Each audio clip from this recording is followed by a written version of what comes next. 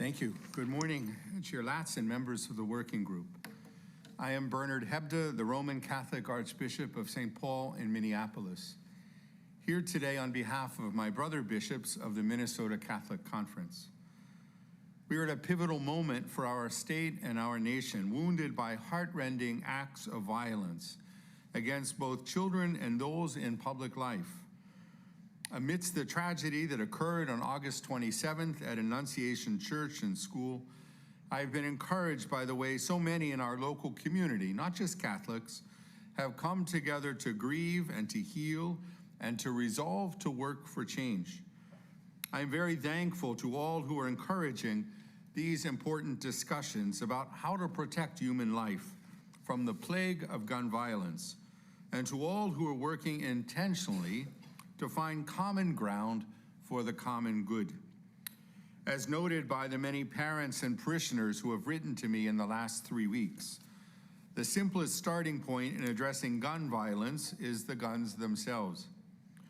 Referring to the tragedy at Annunciation, Pope Leo has urged us to plead to God to stop the pandemic of arms, large and small, which infects our world. We must do our part. Although guns have legitimate uses and gun ownership is a protected right in our nation, certain guns and ammunition carry with them the ability to create mass casualties in a very short time. These hearings are a great opportunity for the public to bring forward creative solutions that promote gun safety, including those proposed today.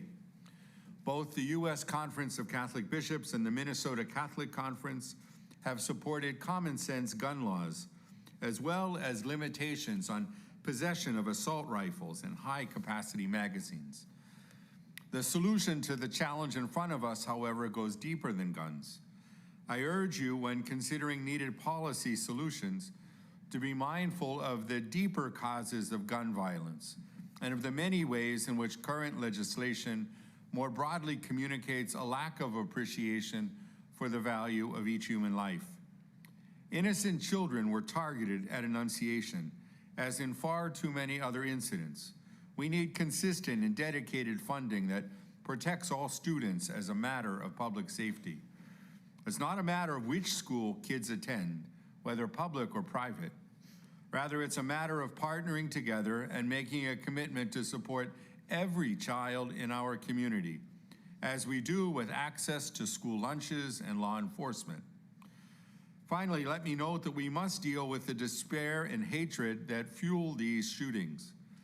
While the faith community must address the deep spiritual aspect of that crisis, sound public policy is also needed to adequately address mental health needs in our community.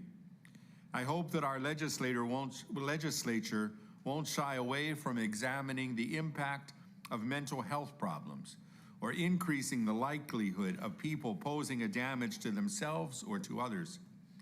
The broad legalization of dangerous THC products and the ban on counseling for those struggling with gender dysphoria might be two areas meriting reconsideration.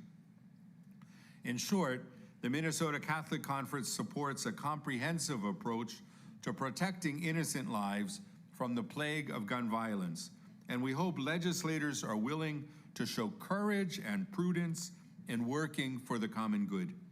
Thank you for your consideration.